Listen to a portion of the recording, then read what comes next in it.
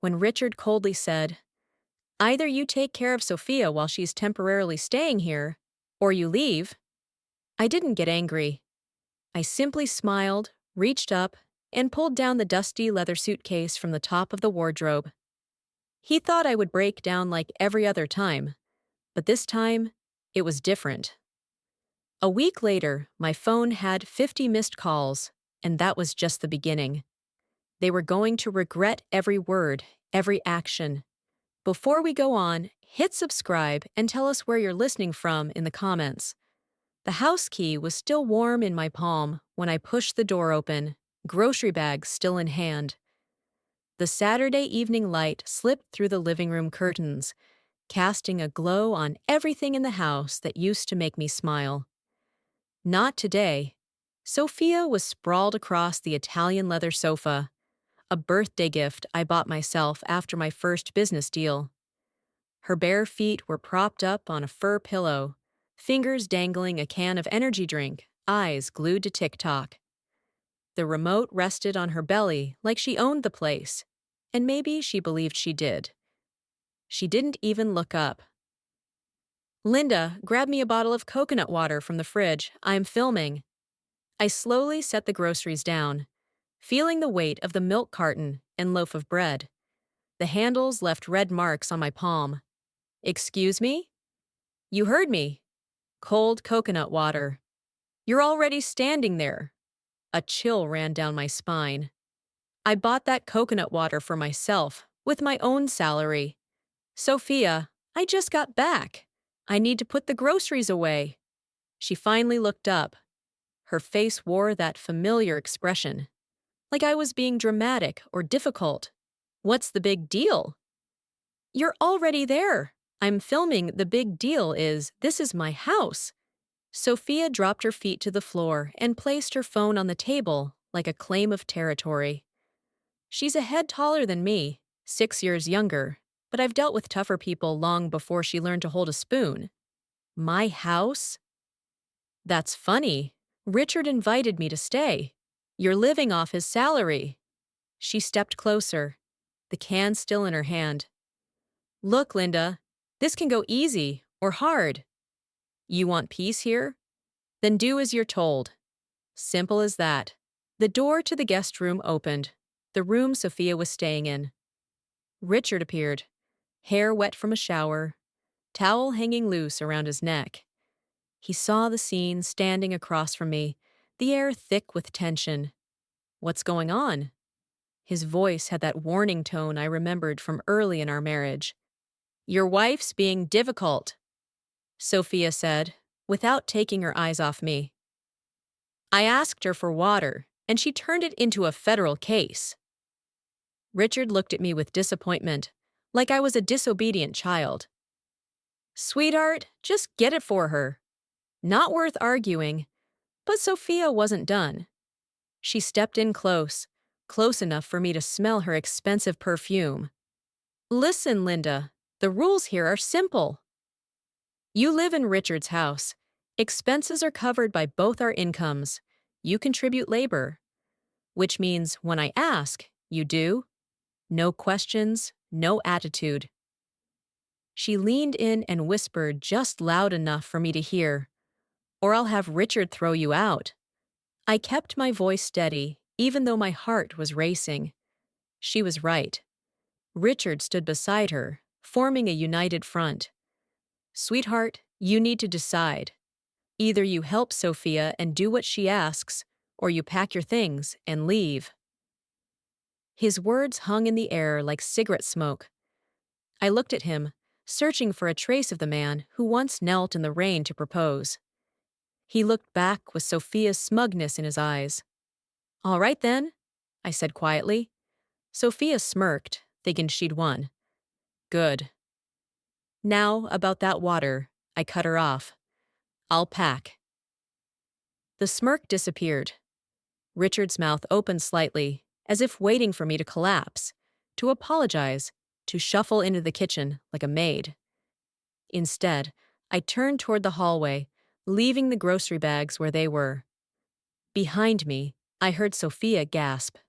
Richard muttered, "Sweetheart, wait!" But I kept walking down the oak floor we laid together after our wedding. The suitcase dropped from the shelf with a soft thud. I bought it for our honeymoon to Santorini. Now it lay open on the bed, waiting to swallow what was left of my life in this house. I packed methodically. Underwear, socks, clothes. Not all of it, just enough. From the living room came hushed voices, Sophia's sharp pitch cutting through Richard's lower tones. They were planning how to handle the wife suddenly acting out. My hands folded shirts and rolled dresses on autopilot. I glanced at our wedding photo, set it down, and snapped off the frame. Prenatal vitamins, reading glasses, my leather expense journal. The business books I'd worn the covers thin from rereading. When I wheeled the suitcase down the hall, Richard was in the kitchen with Sophia. She had a hand on his shoulder, laughing softly, voice light like wine. He didn't pull away. In fact, their eyes met for more than a second long enough for me to understand everything. I heard glasses clinking, their gentle laughter, casual, intimate, like I never existed in this house. Part of me wanted to walk in and ask if they ever felt shame, but I just stood there, quietly watching. Not because I was weak, but because I saw it clearly. When people believe they have the right to belittle someone, their true nature reveals itself fastest. Sophia noticed me watching. She gave a smug little smile, half pity, half challenge. "You're leaving?" "I'll take good care of him for you," she said, her voice syrupy, but eyes cold like a blade.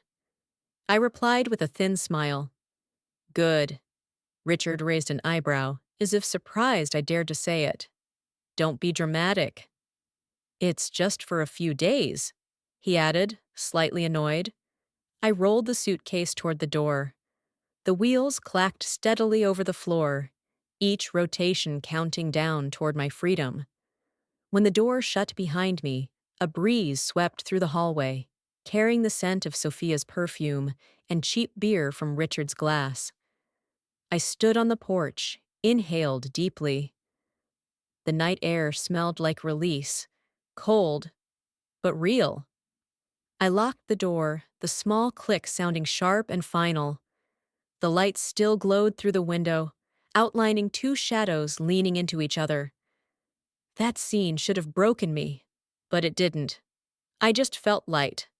Light, like finally putting down a burden I'd carried for far too long. This house is in my name. But Richard always forgets that, or chooses to forget. He still proudly introduces it as our home to guests. But every brick, every mortgage payment came from money I earned. He thinks I quit my job after 7 years working for a financial corporation, thinks I'm just a wife who makes coffee and preps breakfast. In reality, I've just been taking a break these past 2 months, handing temporary control to the COO of my own company, the business I secretly founded 3 years ago, which he knows nothing about. His best friend, Sophia, showed up one Saturday morning. She's younger than me, quick-tongued, and walked around the house in slippers like it was her own apartment. "Could you help me tidy up the upstairs room?" she asked sweetly, then glanced at me like she was assessing a new maid. She asked me to wash her workout clothes, prep a clean eating meal plan, and wondered if she could use my private gym. Every word she said carried the stench of testing boundaries. The next afternoon, Richard sent me a list of small tasks, things I'd never done for anyone before. Drive Sophia to the spa, book them a lunch reservation, transfer an advance spending card she could use when needed. "She's going through a tough time," he said. "You should help my friend out like a decent person would." I stared at the sheet of neatly typed requests, then at the man in front of me. The man who once claimed to love me. The irony was brutal. The next day, in the living room, he looked me straight in the eye, his voice cold, calculated, warning. "If you don't cooperate, you can move out." This house needs positive energy, not your constant negativity. I set my glass down on the table, silent. For the past week, I thought maybe he was just lost. But maybe he had been planning this all along. And I had no idea. The 25-minute drive from the old house to the service department gave me time to think. Memories came rushing back in waves as the car rolled past the city center. I had worked overtime at the brokerage firm for 3 straight years, taking on VIP clients, staying up until 2 a.m., reviewing portfolios. My hands still remembered the cramps from typing thousands of numbers. The wedding cost $28,000. His family couldn't afford their share, so I quietly paid for it all, not wanting anyone to feel ashamed. The venue, white orchids, the Vera Wang dress, everything had to be perfect for my husband's big day. Then came the house, $120,000 from my first bonus. It was good for the marriage, I told myself. It was what I thought he wanted. The monthly payments were clockwork: $2,800 for the mortgage, $450 for utilities, $700 for emergencies when he ran out of cash. My salary and bonuses dissolved bit by bit into our life, and I kept convincing myself that was love. The service department was on the 12th floor of a new building on Riverside Street. I had rented it 2 months ago, fully paid the deposit, just in case I ever needed a plan B. Back then, I didn't think I'd actually use it.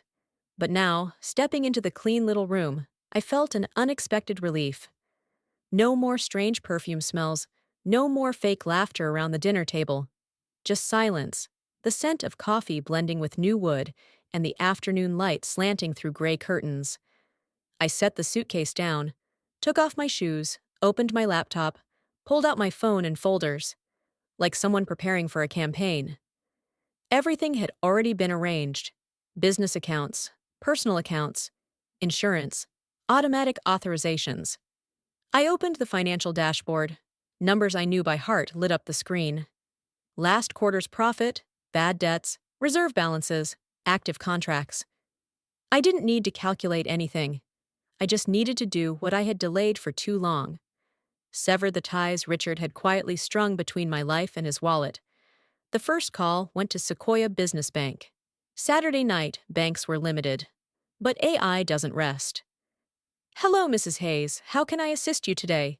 After navigating the phone tree, cancel the supplementary cards for Richard Hayes on all 3 accounts: Visa, MasterCard, Costco. Silence. Clicking keys. 3 cards he'd been using for the past year, from business trips, client dinners, even charity funds that never existed. "These cards have been active for 4 years. Are you absolutely sure?" "Absolutely sure." More typing. "Very well, Mrs. Hayes. Cards have been deactivated effective immediately." The second call was easier. Next came the car insurance. His Range Rover, her Mini Cooper, both listed under the insurance policy I paid for, because you're better at dealing with the agent.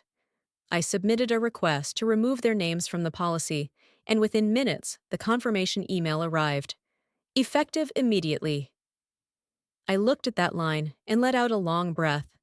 Those 2 cars were now truly theirs, along with every bit of responsibility that came with them. The last part was the most annoying: the auto pays. A series of automatic deductions appeared on the screen, from Netflix, Amazon Prime, to vague names like RH Consulting and Wellness Fund. I knew what those project funds were: covers for retreats and business trips that always included Sophia. One by one, I locked each item, canceled each authorization. Each call felt like lifting a weight off my shoulders. Years in finance had taught me every corner of the system, every legal term, every proper procedure. Everything I did was within my rights. The life insurance required documentation, but I had already initiated the process. When it was all done, I leaned back in the chair. It all ended with polite conversations and confirmation codes. They didn't know yet. Maybe they wouldn't realize until the first charge failed. The first bill with their name on it instead of mine. But they would know soon enough. By Wednesday, there were 14 voice messages. By Friday, the number had jumped to 50. I listened to them in chronological order, watching the progression from confusion to anger to desperation. The first few were almost calm. Richard asking if I was done sulking, when I'd come back, then wondering if I'd mixed up the bank regarding the monthly transfer for the shared household fund. Sophia left a short, irritated message about her spa card being declined. But by midweek, panic had crept in. "Baby, what the hell is going on?" Richard's voice cracked under stress. "The bank said you canceled autopay. They're demanding the full balance by Friday, or they'll freeze our linked account." His messages grew sharper. "Linda, fix this right now. Someone's asking about the car insurance. You're making us look bankrupt." The last few messages were almost pleading, Richard promising to fix everything if I'd just call him back. Then he tried a softer tone, saying he'd been too harsh and wanted to make things right. I deleted each message after listening, feeling only a faint curiosity about how fast their desperation was escalating. Thursday morning, a knock echoed through the service department. Through the peephole, I saw both of them. Sophia in a sweater, Richard in an old t-shirt. They looked like they hadn't slept. I opened the door a crack, didn't invite them in. "Baby!" The confidence Richard once wore like armor had fractured. "We need to talk." "About what?" I asked. Sophia stepped forward, cheeks flushed. "About how you're trying to ruin our lives over some stupid fight about coconut water." "I'm not ruining anything," I said calmly. "I just stopped paying for your lives." "The mortgage, Linda," Richard's voice shot up. "You can't just stop paying the mortgage." "That's our house. Actually, it's mine. My name's on the deed. My signature's on the loan. She's a guest." "And so are you." Sophia looked away, tugging at Richard's sleeve like she was warning him, as he moved closer to the door. "Baby, please. We can fix this." I was wrong to say what I said. She was wrong too, but you can't just leave without warning. "No discussion," I reminded him. "You gave me an ultimatum. Either serve Sophia or leave. Those were your exact words." "I didn't mean it like that." "You did." I looked at my husband and saw a stranger wearing his face. "You said every word clearly." "You just didn't expect me to choose option 2, Richard tried on his fake gentle tone. "Listen, people say things they don't mean." "You're overreacting. You were talking about our home, our credit, our marriage." "That's not overreacting. Don't be childish," he snapped. "I'm not," I said quietly. "You wanted me gone."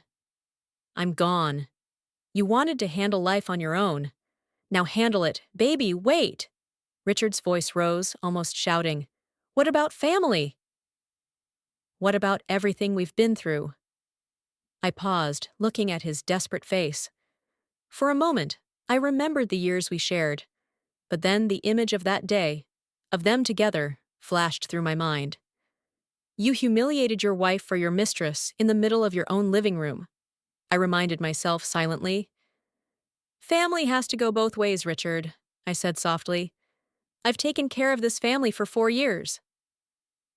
When it was your turn to take care of me, for just 2 months, you chose her." The fake calm in his face shattered. "You're insane. Don't twist things. We're just friends." "I can call the police if you keep raising your voice," I cut him off. "This is private property. You're causing a disturbance." They stared at me, maybe for the first time in years really seeing me. Not the easygoing wife, not the walking ATM, just a woman who finally learned how to say no. Richard grabbed Sophia by the elbow. "Forget it. We'll handle it."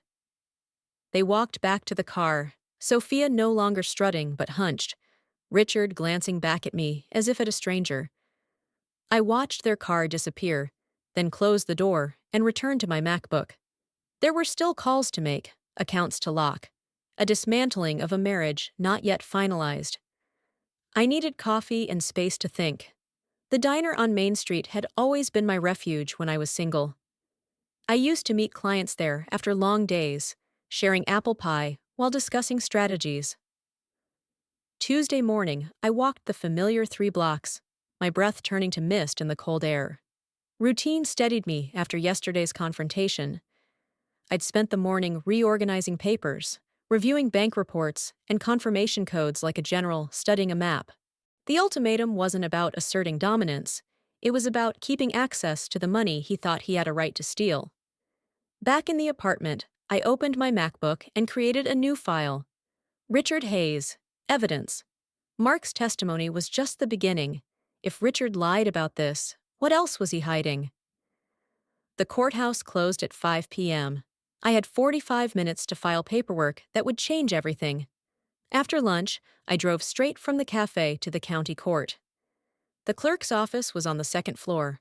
A middle-aged staffer processed my notice to vacate with calm efficiency. Mrs. Hayes, you understand this is your husband's place of residence? And now, his friends as well. She compared the deed I submitted with their records. This is your property. The occupants have violated residency terms. Which terms? I came prepared. I pointed to the verbal agreement requiring mutual respect and shared living costs. Both had been breached. She stamped the notice with authority. The 30-day notice period begins today. If they dispute it, a hearing will be scheduled. If not, the sheriff will serve the final notice after the deadline. How long before they receive it? Sheriff's service, usually within 48 hours. I thanked her, took the copies, and felt the weight of legal power at my back. No more financial manipulation, no more emotional blackmail. Everything would go through official channels now. Next stop, my attorney. Ms. Hargrove's office was tucked into a corner of the financial district. Minimalist space, metal file cabinets, and papers stained with coffee. Hargrove had been a friend of my father's. He looked older since we last met, more silver in his hair, deeper wrinkles, but his handshake was still firm. Linda, what brings you to my little corner? Fact-finding. Mark Lawson mentioned you might know about Richard Hayes's gambling activities. Also, I want a divorce. Hargrove's face shifted into professional focus. Your husband? What's the context? I gave him the short version, the ultimatum, the best friend turned live-in mistress, me walking out, only to discover Richard tried to file a fake mortgage using my property. Hargrove listened without interruption, occasionally taking notes. Richard's well known at Silver Oak, he said when I finished. Regular player, mostly poker. Staff said he's been coming more often recently, placing higher bets. Also taking out personal loans. Any idea how much he owes? Many creditors. Amounts vary. I haven't received any debt collector calls. Not yet, but they're coming. I estimate his total debt between $220,000 and $250,000. The number made me dizzy. Richard lived in my house, ate the food I bought, demanded respect, while secretly burning through money on gambling and his mistress. Who are the creditors? A mix of legit banks and less savory characters. The legal ones are growing impatient. As for the others, Hargrove shrugged. They don't call the police when collecting. How much time does he have? He's probably bought himself 8 weeks. Most give 3 months before escalating. Richard was running out of time. I left the office with a clearer picture of my husband. The gambling explained his desperation, the fake loan attempt, and his growing aggression toward me. I wasn't just a convenient source of cash. I was his last hope to avoid serious consequences. Back in the apartment, I opened the mini safe. I only meant to retrieve a few old contracts and insurance copies, but in the middle compartment was a neatly folded beige folder. Not mine. I must have accidentally grabbed it while packing. I froze. The paper still smelled of fresh ink. The first page read, Share Transfer Agreement. My name was printed in bold under transferor, above a rounded, tidy signature that looked suspiciously perfect. It was my name, but I had never signed it. I pulled out a chair and sat down. The desk lamp spotlighted the signature. It was a scan, not real ink. Pasted onto the document and reprinted. Beneath it, the recipient's name, Sophia Morgan. I read each line slowly. Transfer of 32% equity in Linda and Company to investment partner. The words were knives, slicing through every layer of calm I had left. That equity was founding capital, protected by an independent contract from 3 years ago. The bell over the diner door jingled as I stepped in. The mix of coffee and bacon grease hung like a comforting fog I'd missed. I had just settled into my usual corner when a familiar voice called out, "Linda!" Oh my God! Mark Lawson stood up from the table by the window, newspaper folded under his arm. We'd worked together at the investment firm 2 years ago before he transferred to headquarters. Mark handled corporate accounts, I managed private ones, but we'd shared enough coffees to call it friendship. "Mark," I said, standing to shake his hand, "it's been a while. Mind if I join?" "Since your mother's funeral, I think," he said, sliding into the seat across before I could answer. "Heard you moved out. Everything all right?" The waitress set down my coffee before I could respond. I used the pause to decide how much to reveal. Mark was trustworthy, but still a banker with professional obligations. "Family stuff," I said finally. "Needed space to think." Mark nodded slowly, studying my face. "Your husband tried to pull a stunt on us a few months ago." My coffee cup froze halfway up. "What kind of stunt?" "He tried to take out a secondary mortgage on your penthouse, $350,000. Mark's expression darkened. "Said it was his property? Even brought documents." The noise of the diner faded. "My house?" I whispered. "He said it was his?" "Yes." The paperwork looked legitimate at first, but when I ran the ownership records, Mark shook his head. "It all traced back to you, of course. Clean title, no co-signers, no shared ownership." I set my cup down carefully, processing the information. "Exactly when?" 2 months ago, maybe February. I handled the file myself because of the amount. Mark leaned forward, lowering his voice. "Linda, this isn't just a mix-up. It's deliberate fraud. The documents he brought in were forged." The realization hit like a bucket of ice water down my spine. 2 months ago, Richard had already planned to steal from me. This wasn't desperation born from a current crisis. This was premeditated betrayal. "Did you report it?" "We rejected the application and flagged his profile in the system. Technically, since no money exchanged hands, it's a legal gray area. But I kept copies of everything." Mark watched my expression. "You really didn't know about this?" I shook my head, thinking about the monthly transfers I kept making, the dinners where Richard complained about being short on cash, while secretly plotting to rob me. "What was he planning to use the money for?" Mark glanced around the diner, then leaned in. "On paper, to renovate the house. But word in the finance circles is that Richard has gambling debt." "Quite a bit. How much?" "Paul Kendrick might know more. Remember Detective Kendrick? He mentioned Richard being seen frequently at Silver Oak." I remembered Paul Kendrick. We had served together on the charity board, and his daughter was in the same MBA cohort as Richard. If Paul had information on Richard's gambling, it would be accurate. "Thank you, Mark," I said, pulling out my wallet to pay for the coffee I hadn't even touched. "Linda, be careful." His voice followed me out the door. A man who forged documents to steal from his wife and moved his mistress into her house could do worse when cornered. I walked back to the service department, my mind spinning. The coconut water request and Sophia's smugness suddenly made sense. Richard and Sophia had seen me as prey, a convenient bank account for his gambling habit and her entitlement, and now it had been transferred, using a forged version of my signature. But why was Sophia's name on it, not Richard's? Who created this file? Sophia knew I owned a company, but did Richard? I flipped to the last page. The signing date, 15 months ago, aligned exactly with the time I had taken a break from work. I took photos of the entire document and sent a copy to Hargrove. Verify signature, 9 a.m., evidence preservation letter. Send to Richard and Sophia today. Emergency protective order. Prep if threat escalates. In that moment, only one thought ran through my mind. This was no longer just marital betrayal. This was criminal intent. And from now on, I wasn't staying silent for one more second. A moment later, Hargrove replied, Mrs. Hayes, Richard has withdrawn $112,000 over 18 months from the joint account and transferred it to Sophia. Wire transfer timestamps match large bets placed at Silver Oak.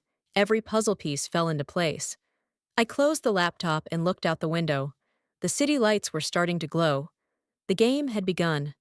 Over the weekend, I sat in the service department reviewing progress. The notice to vacate had been filed and was awaiting service. Richard's gambling debts and his document forgery were confirmed. This wasn't just arrogance or entitlement. He was desperate, deceitful, and dangerous. The more pressure he faced, the more reckless he became. I needed to be prepared for whatever came next. Tomorrow, I'd contact Richard's creditors, not to pay off his debts, but to make sure they understood the actual financial situation, including the fact that he held no legal rights to my property. The truth is always the sharpest weapon. News spreads fast in a city as small as Seattle. By Monday, I realized it was time to take control of the narrative. The first encounter was at the post office. Mrs. Ellis, my neighbor, intercepted me by the stamp machine. She was the kind who gathered local gossip faster than anyone and always had something to share. Dear Linda, I've heard some upsetting things about the family. Is everything all right? I weighed my answer carefully. Anything I told her would circulate among at least 10 people before Sunday service. Richard and Sophia asked me to leave, so I did. Sometimes adults need to take responsibility. Her eyebrows lifted. They asked you to leave your own house? Well, that seems best for everyone. But you're unemployed and jealous, aren't you? She leaned in, whispering like a co-conspirator. But Richard and that best friend of his, I once saw them kissing one afternoon. I nodded, but didn't add more. The truth would speak for itself. My next stop was the old flower shop I used to visit whenever I wanted to freshen up the house. Mr. Liam O'Connor, the owner, looked up from a bouquet of roses with genuine concern. Linda, I heard you moved out. What happened? 3 other regular customers gathered as I explained. Their reactions were immediate and unanimous. Shock that Richard had treated me so disrespectfully, anger that I had financially supported him for years without recognition. You paid for his wedding? Jake, another neighbor, shook his head in disbelief. Richard told everyone his family was wealthy. Said they helped you pay for your geology degree. Richard said a lot of things that weren't true, I replied calmly. Liam's face darkened. Explains how he always had money to spend despite his current salary. As I left the shop, I knew the real story would spread across town within hours. A small-town grapevine worked better than any PR campaign. My third stop was my office, where an old friend had been helping me run operations. He invited me into a small meeting room, the leather chairs having comforted countless anxious founders. Linda, some folks say they're worried about you. What can I do to help? I appreciated his direct approach. No prying into rumors, just trying to help a friend. I supported my husband financially for 4 years, and I only joked about being unemployed 2 months ago. He brought his best friend into our home and demanded I obey her. I chose to leave rather than comply. That must have been painful. It was clarity, I said honestly. I loved my husband, but I won't be treated like a servant in my own home while he betrays me. My friend nodded thoughtfully. Betrayal, he said, comes with consequences. And they have to face them. On the way back to the apartment, I stopped by the corner cafe for my afternoon drink. A familiar, crowded place. Retired founders, off-duty programmers, young moms pushing strollers. I found a small table in the corner and quietly listened to the conversations around me. Richard and Sophia had crafted the perfect story, one dripping in hypocrisy. They claimed I had fallen into depression after quitting my job, that I had neglected the house and was irrationally jealous of the pure, innocent friendship between the two of them. 2 days later, the information had spread exactly as predicted. A small city is like a living body. It processes information fast, efficiently, separating fact from fiction through collective intelligence. My phone rang just as I stepped out of the shower. Mrs. Emma, my neighbor of 4 years. Linda, hope I'm not bothering you. Just wanted you to know it's been noisy at your place lately. Mostly Richard and his friend. Police came by twice yesterday. Thank you for letting me know, Emma. You safe where you are? Need anything? The genuine concern in her voice reminded me that community support comes in many forms. I'm all right. Thank you. That evening, I sat in the apartment reviewing the day's conversations. Social pressure was building naturally, without me striking back. People only recognize injustice when it becomes visible. Sophia and Richard started telling a different version of the story. I didn't need to argue. I just needed evidence.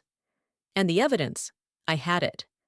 Hotel receipts matching business trip dates, internal messages sent to the wrong thread, photos of Sophia checking in, with a familiar silhouette reflected in the background. I photographed everything, stored it in a private drive, and sent a copy to Attorney Hargrove. He replied with just 2 words. It's enough.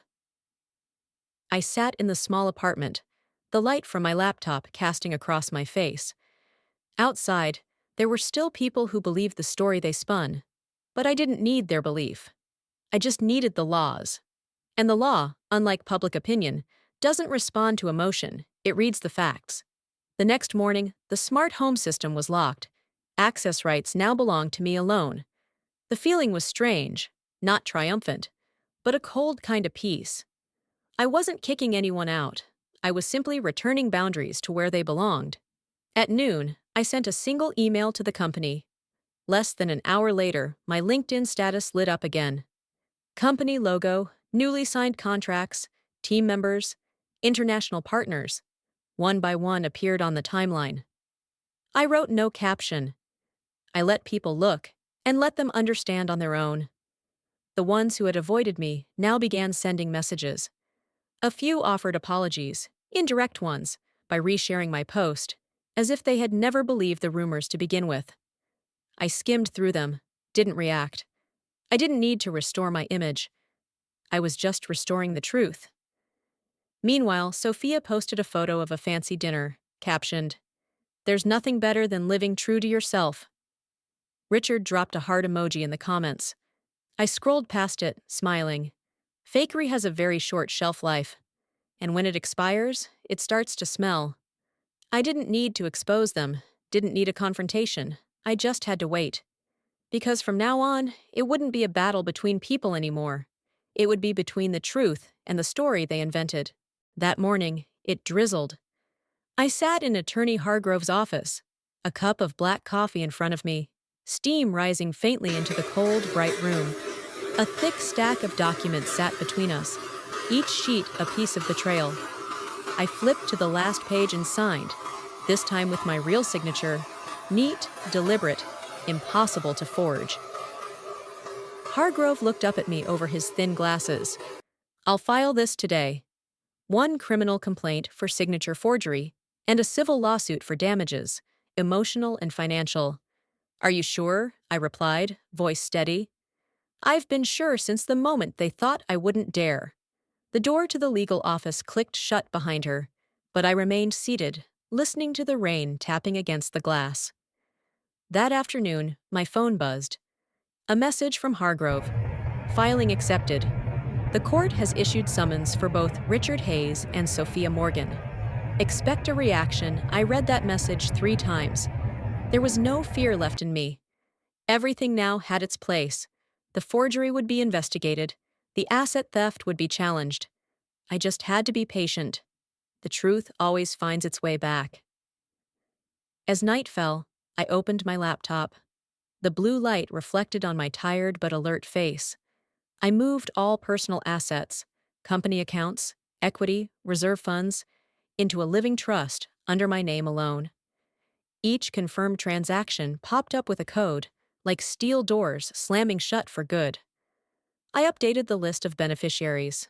Only two names remained, mine, and the scholarship fund I created for young women starting businesses. No more Richard, no more us. That night, just as I finished compiling the final report for the attorney, my phone rang. It was Richard. His name lit up the screen. 3 months ago, seeing that name would have made me smile. But now, my heart barely flickered. I was about to decline the call when the message that followed made my hand freeze. I have late-stage lung cancer. Doctor says 3 months, max. I stared at the screen.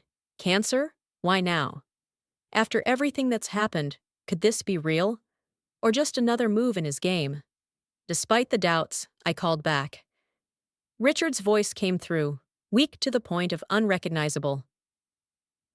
The doctor says I don't have much time. I just want to see you one last time. I stayed silent for a few seconds. On the other end, he coughed softly, then whispered, I miss you. I miss the house. I clenched the phone, torn between fury and pity.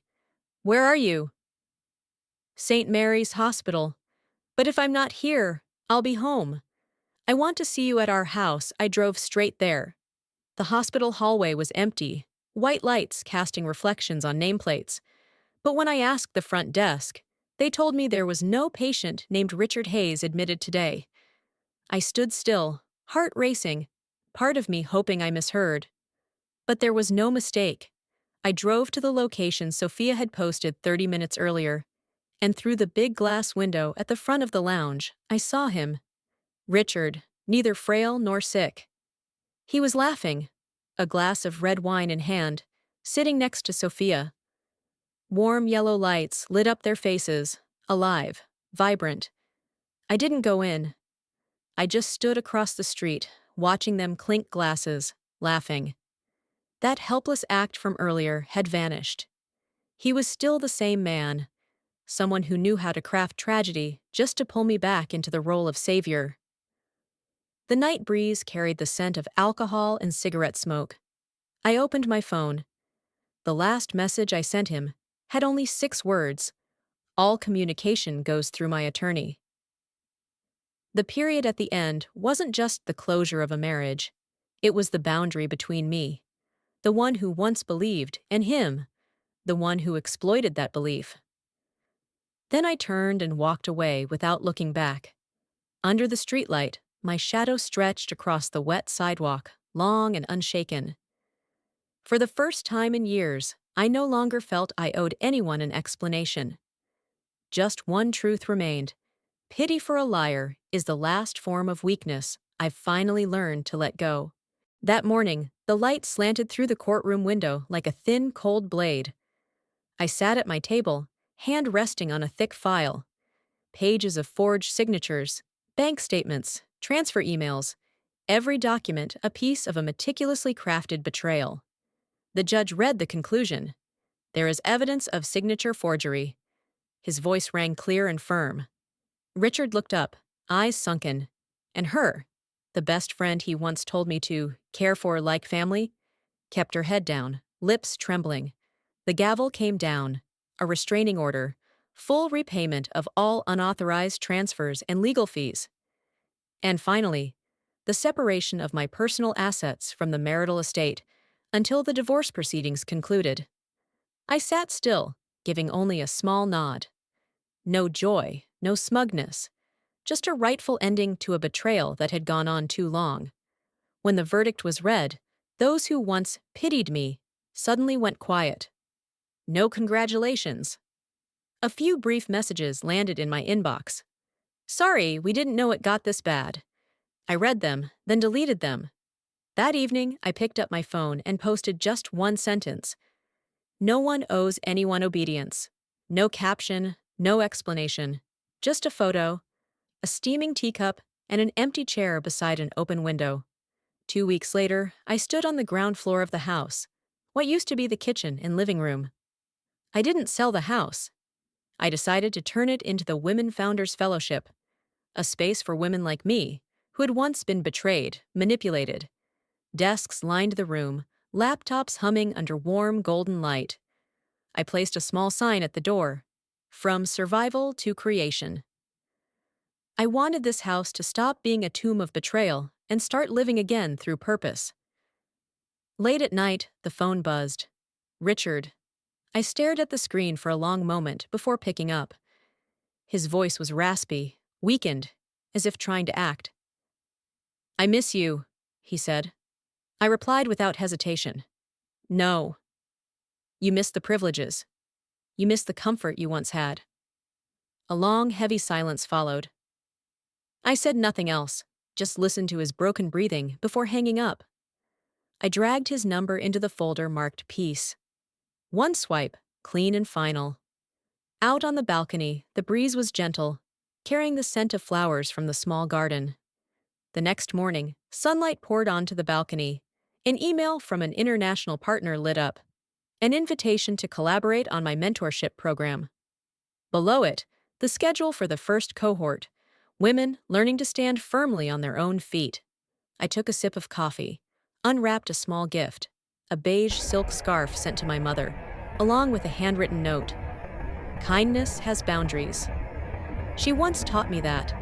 It just took me too many years to truly understand. That afternoon, I walked the ground floor, the new lights reflecting off the floors. A few girls from the program were deep in discussion, voices bouncing through the space. Strong, alive. I stood silently, watching, feeling that the house had truly transformed. No more lies, only the sound of keyboards and the belief in a new beginning. One girl asked me, "Do you ever regret it?"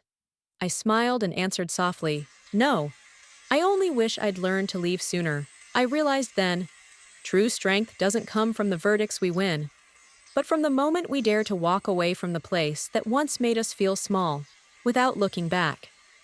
If you've ever been asked to serve something that went against your dignity, share your story in the comments. I truly want to hear it. Because maybe the road you're on right now is someone else's reminder that freedom doesn't begin with victory. It begins the moment we choose ourselves. And if you believe in that kind of strength, hit subscribe so you don't miss the journeys of those who reclaim their voice, not through rage, but through the quiet peace of someone who finally knows their worth.